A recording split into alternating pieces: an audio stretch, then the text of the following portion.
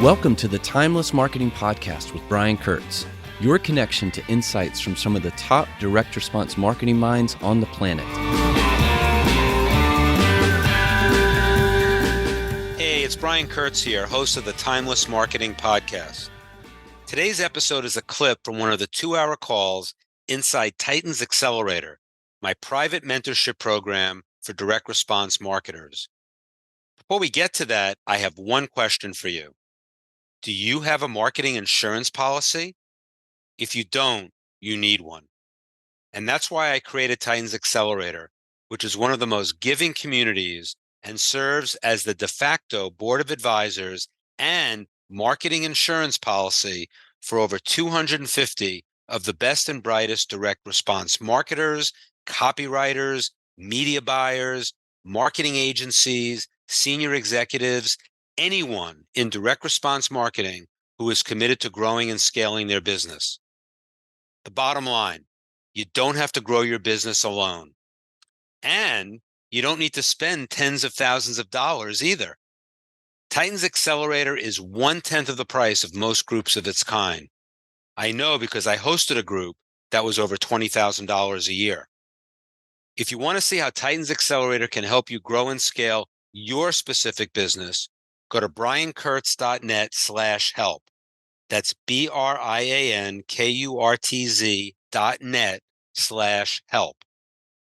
And with a private membership, you'll receive access to the full presentation from today's episode, along with the Q&A and discussion that followed. As an added bonus, you'll receive access to a vault filled with many more private calls just like this one. Again, if you want to see if Titan's Accelerator is a fit for you with no obligation, go to briankurtz.net/help. That's BrianKurtz.net/help. And feel free to email me directly. I respond to every email with questions about this episode or just to say hi at brian@briankurtz.net. Now on to today's episode. Okay. Now, Carline, wait, Carline, you could leave now. You gave so much value. Are you So kidding? now- I'm learning. I hope I can give you guys some stuff. I've already learned a lot of things going, I got to do this, got to do this. So thank you very much. Well, yeah, that's why you're here because, you're an amazing teacher of copywriting. You're an A writer. You do so much. You've spoken at AWAI. And now, but I also know you're a lifelong learner too, and that's what makes you a great teacher. And so that's probably the main reason you're here, but you're here for a lot of other reasons. And I know I have to pay you double now because you're going to do the presentation. But anyway, I really would everybody know that Carline spoke at our Titans Masterclass in last November in Arizona. And, she just blew people away. I mean, Will Hamilton was there because he was in, Platinum Plus Jeff Walker's mastermind. I invited anybody from there in to sit in. And, this is a guy that's all digital all the time. Doesn't even have, his first physical product was his playbook. And here's Carline, a veteran of direct mail getting into the digital world in a big way. And he was blown away by everything Carline said. Now they're best buds, so that's good too. So anyway, I just want to thank you for being here, Carline. This is like a fireside chat, but I'm going to let you go first on what you want to share, and then I'll ask questions as we go along. And anybody who wants to ask a question based on what she's talking about, or just anything to do with copywriting, how to put together a package, how she does it. I mean. She has some really good pointers on on writing. So just raise your hand and I'll get to you. So Carline, you're on. Okay. All right. Well, again, we said this is a fireside chat, so I did not prepare. I don't usually prepare anyway. I like to talk, and I definitely love feedback. So we can make this go wherever you want it to go. And I think that's kind of the best way to learn. It's kind of let me answer what you want to know. Let me get started on something I think is just very important, no matter what industry you're in, that you never forget, kind of the power of the story. And I think that has been one thing that has really helped my career. I've been a copywriter, freelance copywriter for 21 years, but in the direct marketing space for over 30 years, starting at Phillips Publishing back then. And I've seen, media change. I've seen us go from using envelope, inserts and promotions to using the magalogs, which are very popular. It came out, then that was a big change for us, to going to landing page copy, going, on the web, digital, all that. All those are just nothing but formats. And the key thing to always remember as a marketer is you got to have a story, and what is that story and how are you going to make that story, relevant for whomever your market is. In my case, I speak to the 50-plus-year-old white male. That's my core market. It's been that way since I started at Phillips. And I'm still writing predominantly to that market, although they do include females and people of color. Thank goodness. After all these years, it happens. But that is, in essence, that's predominantly my marketplace. That's my space that's who I know. Those are my peeps, so to speak. So in essence, you still, no matter who you are writing to, no matter who you are talking to, really develop the art of writing a good story. Doesn't have to be long. Doesn't have to just be, even exotic. A simple story sometimes tells the best message. My sort of kind of the way I kind of gauge what kind of story to use is just, does it seem real? Can I relate to this? And so a lot of times I will tap into my own personal experience. My friends, I tell my friends all the time, it is dangerous to be my friend because I will use your story, no matter what. My friend was telling me about her dad who wasn't taking care of himself, and he developed really hard. He had diabetes and he wasn't taking care of himself, and so his legs swollen, and they had all kinds of pus coming out. And she was telling me how bad it was, and I just kind of stopped her. I said, "Can you get a picture for me? Let me see." And so she did, and I'm like, "Oh man, that is disgusting. I'll pay you $100 for the photo." And I got the photo. I'm like, I didn't know what I was going to do with it, but I'm like, "Oh, this is a great shot." I ended up 2 months later using it in a blood sugar management package. So I'm just saying is you have to tap into the people around you, tap into your friends, your surroundings, and you will find great stories everywhere. And so just learn as a writer, as a marketer, how to craft that story so that you can engage your reader, and in turn get them to just feel like, oh, this is my buddy talking to me. And when you have that kind of relationship with your reader, then you have a trust that you're building. And from there, when you're building that trust, then they're more willing to listen to what you have to say. So I did have an experience that I shared with Brian at the masterclass, and that masterclass was amazing. It just getting together, as you see, talking to people and sharing things leads from one thing to another. And I'll tell you a story about how that masterclass actually led to my book. It really was. He was the domino effect on here. But I had told the story about a client had a product for a blood boosting product. It was a beet juice formula, and he said, "We're struggling with this product. It's just we're not making it work. We got tons of inventory, but we can't get a good package to make this thing work. So hey, if you can help us, if we can't get this done with your package, we're going to just kill the whole product." But they didn't want to do that because they really felt it was a good product. It had good ingredients in there, had good science behind it, but they just did not position it, the way that they should have. So I said, okay, so we talked about being, let's do kind of a real positive, you can be in your 50s, and you can have all this energy, and it's increasing blood flow, So we agreed that, okay, we'll do a positive spin on this. And that was about it was in November, I think. November, December, we talked about it. And so fast forward, February rolls around. It's almost time for me to write the package, but then I have a family crisis that happened. My stepfather had to be taken to the hospital, and he had poor circulation in his leg. And the circulation was so bad that the doctor said, we need to amputate your left leg. And he said, no, you can, he says, we'll try to do bypass surgery or whatever to try to save it, but we don't think it's going to work. You're looking at amputation. So he said, you can do the bypass surgery. He said, but you cannot cut my leg off. So they did the surgery and came back and said, it wasn't successful. He says, in fact, we found out not only the left leg, but the right leg also has poor circulation, and that leg needs to be amputated. So he said, well, okay, I told you you couldn't cut off one leg. You're sure not going to cut off both of them. And so he didn't. He refused treatment. And within a matter of just a little more than a week and a half, he passed away. And so now I'm going back home. I had to fly to Maryland for that. Came back home to Georgia. And now it's time for me to write this package, this upbeat package on blood circulation improvement, with this product.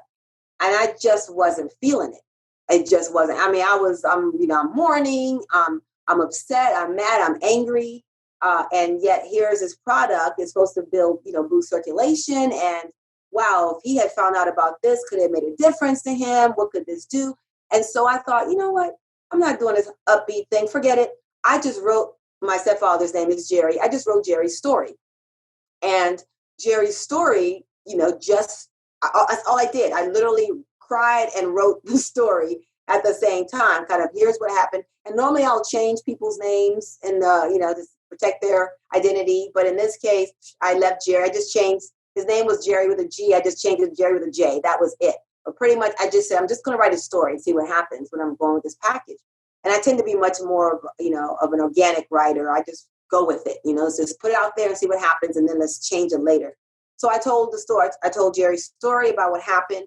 And let me share it with you what the cover looks like if you hadn't seen it.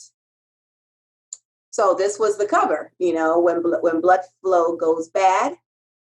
Jerry turned 78 2 days ago, and now he's hooked up to tubes, hanging on for his life in the ICU. Inside, a true story and cautionary tale of what happens when you ignore the warning signs of poor circulation. Here's what you must know now. And so I just go in here and I start, again, I'm all about Jerry's story, and I start telling it. At first, his left leg would fall asleep. I would build up on what was going on. It was, he thought it was just irritating pins and needles sensation, so he didn't think much about it. Then when his toenails started getting dark, he just chalked it up to old age. A few months later, Jerry couldn't get that leg to stay warm. His toes felt like ice cubes. The skin on his heel started to turn white. He just put on an extra pair of socks and sat closer to the space heater. A few weeks later, after that, he bumped his leg against the corner of the table. It didn't hurt, so he didn't think about it much until he saw blood. Then, there was a gash on his leg. He didn't even know it was there. He didn't feel it. And the wound seemed to take forever to heal. Then one day before his 78th birthday, Jerry woke up and couldn't put his foot down on the floor. He couldn't move the leg. He said it felt wooden, so he finally decided to go to the doctor. And that's when he received the life-changing news that he had very poor circulation in that leg and tissues were dying. He was rushed to the hospital for bypass surgery. And now we talk about 2 days later, he just turned 78. He's hooked up to tubes in the ICU unit. Doctors performed bypass surgery to attempt to get oxygen and blood flow to his leg. Whew. I didn't think I'd get emotional about this. I'm sorry. But they knew the chance of success was slim. Jerry may lose his leg. His family can do nothing more than pray. And says, do you see what went wrong here? He ignored the early signs of poor circulation. And then I sort of just transition into, talking about a little bit about how that can happen to everybody else and how you don't want to, get yourself to that point. And then from there, I widen it out and talk about what this product can do. Now, I also make sure I say, that the product did not, he didn't take this product. I'm not going to lie and say, oh, yeah, he didn't take it. I said, could he have gotten better if he had taken it? I don't know. But my point is, I don't want you to get to this point. Don't ignore these signs. Here's a product that can actually help you to, improve circulation and get better, and et cetera, et cetera. And so, bringing in all the angles, how the family felt about the situation, but just walk your prospect through the process. Have him, if he can't say, oh, that could be me, he better be able to say, oh, that could be my mother, that could be my sister, that could be my next door neighbor. Just have him attached to something or someone. So to me, a real story like that is very powerful to use when you're trying to make a point about your product. So that was what I had talked about when I was with Brian in November, and just how the power of that. But here's another thing to add on to that level, that conversation is you can take a great story and you don't have to limit it to just that one product, because this product works so well for the client. Well, their product, which is called Nitro Beats, it's back up on the market. It's doing well. They're mailing the product. We have different cover tests going on for it now. It's going in its second year of mailing. Great. It saved the product. So woohoo, wonderful. That's terrific. But then I started working with a German client who had a product. It was a nattokinase product, which is, again, to help with blood flow and to just, kind of improve your heart. Totally different product. It had nothing to do with the beets and nitric oxide in here. It was totally talking about, well, it had some nitric oxide in there, but it was really more about getting calcium plaque out of your arteries, getting the blood flow moving quicker and whatnot. And so it was sort of, okay, I'm working for a German market. Now, if you don't know this, the German market and the US market are very similar. They parallel. I mean, German market is just much smaller, but I have found that if it works in the US, you got a good chance of it working in Germany. And so it's like, okay. So I thought, Jerry's story was pretty darn powerful. What if I did a little switcheroo here and made a little change? So I took Jerry's story and in this case, he became Peter. And it's like, I don't speak German, by the way. I am half German, but I don't speak German. When der Blutfluss kaputt geht, okay? When blood flow goes kaput, in essence. And I'm telling, I changed the age a little bit. I called him Jerry. Peter's a very popular name in Germany. So he became Peter. He was turning 74 instead of 78. But in essence, it's the same story. The same story about his leg and what happened to him. And so from there, I only have the front and back covers are here. So it took the same story idea for a completely different product. It kicked butt in Germany, or it kicked boot. That's my way of saying it. That's it. So in essence, so my lesson, my takeaway here was like, you can really take a good story and give it many, many lives for your products, and again, there's no competition here. I'm in the German market versus the US market. It's a totally different product. So there's no issues like, oh, you can't just do that, can you? Yeah, I can. I can totally do that. I did it, And so I just was like, wow, that's pretty awesome to be able to know that a story can have many, many lives depending on what, you're doing, with it and who you're doing it with. And so I say my stepfather left me the best legacy ever. I mean, he was not a wealthy man, did not leave a lot of money, but oh my gosh, his story definitely funded. Yeah, he left you two controls. He left me a legacy. Maybe 2 or 3 or 4. Who knows? I can probably milk this story a couple of different ways here. Anybody have any questions for Carline? Belinda. Hey, Carline, like I said, I finished your book last night. It was great. And, for being an old Phillips person, it was really great to walk down memory lane. But one thing that you said in your book that really struck me, and maybe I've reached a certain point in my career now that I can do that. It's these clients that want to choose the headlines first before you've even written a word, who want an outline from you. And you're like, I have no freaking idea. All the stuff is in my head. It's eventually going to come out. I'll send you the outline afterwards. And I would caution younger copywriters about getting into that mindset, because that truly stifles your creativity. And then they totally criticize your outline, or they love your outline, but then you get into writing and it goes off in a completely different direction. So I would like to ask you, what would you say to, and now, like, I had a client, or an old client actually, come back to me and want me to write a package. And I said no, because I couldn't stand the process that they imposed on me to do a bunch of headlines first and then write an outline. I said, no, I really don't like your process, so I don't want to work for you. And I have that luxury now, but I know that a lot of younger copywriters, don't. How would you, and I think that is so important, that when you talked about that, that is one of my big things.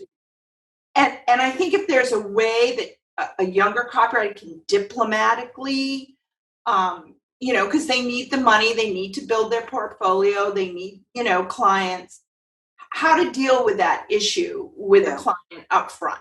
Good question. Yeah, it is a challenge because, again, if you're just starting off, you got to kind of pay your dues. And the clients who are going to give you a shot, they're trying to kind of manage their losses is what it comes down to.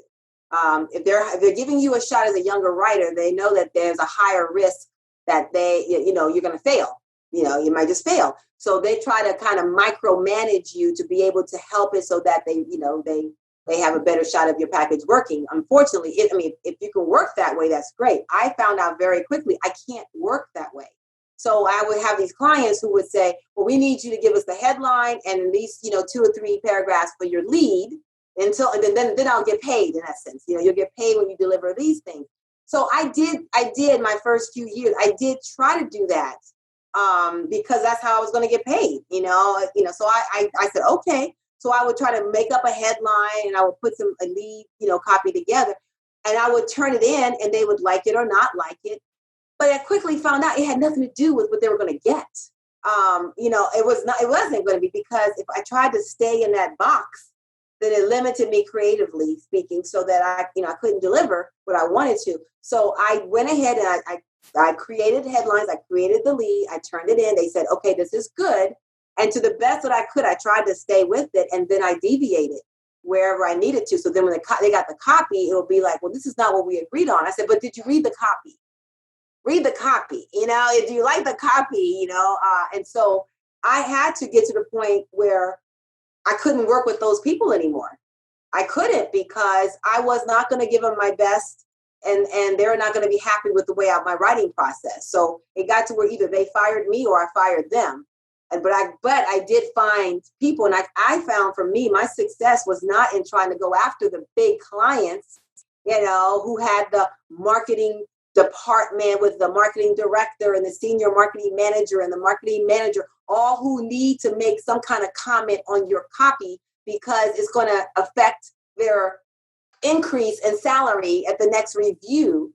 It's going to make, so they have to say, well, I think this, that, or whatever. And so now you got 5 or 6 different hands in your copy going 5 or 6 different directions, and you don't know what it is that they want, and you're frustrated as a writer. So I learned I got to stay away from those people because I'm not going to do my best.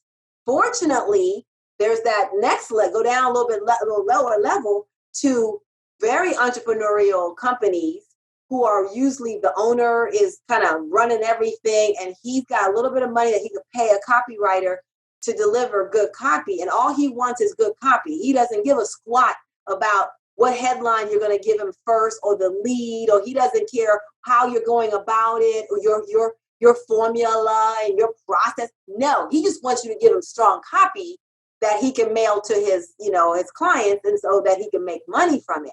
I found a few of those people and we grew together, and that was kind of really the turning point for my success. When I'm like, great, you trust me enough. Once you give a client a control, the level of trust shoots up, so the next time they're going to feel much better about you writing for them, that you're going to give them another control. It tends to happen that way. So once I gave my little middle of the road clients a control that they were, oh, great. And they hired me again, and I would give the copy. So now it just became, I gave him copy. He would barely look at it, send it to legal. Legal comes back with any kind of edits that I have to make. I make the edits from legal, give the copy back, get a design, get it mailed. So again, I had to sort of, find my little niche of who can I work with that I can do the best work for them because they're allowing me to do the best work that I can do. So I stayed away. I like Rodale. That was the goal. Like, go after these big people, go after them. And even with Boardroom, all the Phillips, I worked at Phillips for 12 years. And I tell them now, I don't want to work with you guys. Well, they're Healthy Directions now. But I'm like, they'll say, can you write a package for us? I'm like, oh, no, you guys are a pain in the butt. No, thank you. No, thanks. I like to stick with my peeps who got, I can kind of do my own thing. So you just, you have to get to the point where you're comfortable enough with your skills to say, I don't need this. I can find another client who will work with me and we could be a team together. And that took years. I had to pay my dues. Like I said, I had to do what they wanted to, and I had to kind of whittle away from them until I could find my little sweet spot, which I did. And I stayed in that sweet spot for, 20 years. And I think the other really strong point that you've made, and I've heard you make it in other talks that you've done at organizations, especially AWAI, is you're always willing to go back if it's your copy and it fails. Well, how can we change a new headline? And you study it and offer.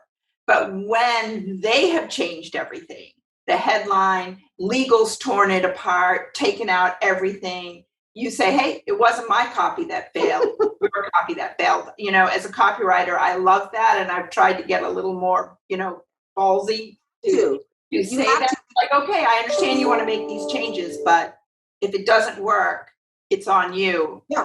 I'm giving you my expertise of what I think will work. Yeah. And I've said that, they've taken the package. If it's my package and it didn't work, I will go back. I don't charge anything extra. I will go back and rework the headlines. I usually give them about 6 to 8 different cover tests anyway. So I give them that, and I will, I will rework the lead. I'll do whatever it takes. If they're willing to give it another shot to retest it, I will do whatever it takes to give them another approach to see if it can work. But if they had taken my package and just butchered it, so I can't even recognize as my package. I said, no, sorry guys. My package is on the cutting floor somewhere. I didn't give you this to mail. So I have no responsibility whatsoever towards this. I don't know what y'all did to this, but it's not my fault. I'm out, and I have done that. And fortunately, it doesn't happen often, but it has happened. No. Marcella talked about that at length when she was on. And I tell you, we had situations at Boardroom where we had, I remember there was one with Arthur Johnson, and he did a package and Marty wanted to change it around and all this. And I had to get in between them. And I said, at this point, it's apples and oranges, and the copywriter has to be the copywriter of record. And they can't be the copywriter of record if you're the one package you're going to send out is with all these changes that the client is making. So we just had to do a major split. So that we could, and the funny thing was, the difference between the changes Marty put on it, which were not crazy, but they were crazy enough. And Arthur's package was a difference of like 7%. So it wasn't even that big a deal. But then Arthur knows what his results are, and then, as you say, he can go back and revise off of that. And that was, that's critical. If you can't get to that point, there's no reason to be working with the copywriter. I mean, it's just not right. Yeah, I mean, in the book, I talk about just empowerment and just owning your crap. It's like you have to, at the end of the day, you have to go, this was mine. I did it. And so did it work? Yes. Woohoo, you're awesome. Did it not work? Nope, it didn't work. Oh, you suck. So I have a term that I call myself, I'm suck awesome, because I had it in one day where I had a client call me up and tell me that the package that I wrote for them was like the worst package that they've ever had. I mean, it bombed, right? And I was devastated. I was calling my husband going, I suck. I called Clayton. I'm like, I suck. So, I need ice cream, all kinds of stuff, to get over it. And I'm just devastated. And in the afternoon, like around 2:00 in the afternoon or so, I get a phone call from another client going, this was the best package we've ever had. This thing is breaking all kinds of records. I'm like, what? I'm awesome. So I go to another roller coaster. I go, I'm so awesome. And that's what as a writer, you just got to realize nobody is perfect. The best of the best writers still had packages that failed. They only became the best writers because they had more successes than they had failures. That's all. It's just a numbers game. So you just kind of go through it but it's a punch in the gut when you work on something for a month and then it just doesn't work. You're like, oh man, what the heck? I got to go work at Walmart now, And so it is just kind of part of the copywriting life, Molly?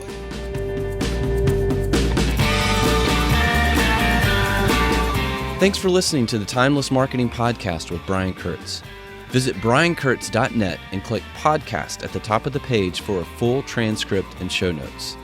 If you're interested in working with Brian personally inside of Titans Accelerator, go to briankurtz.net/help to see how Titans can help you grow and scale your business. That's briankurtz.net/help.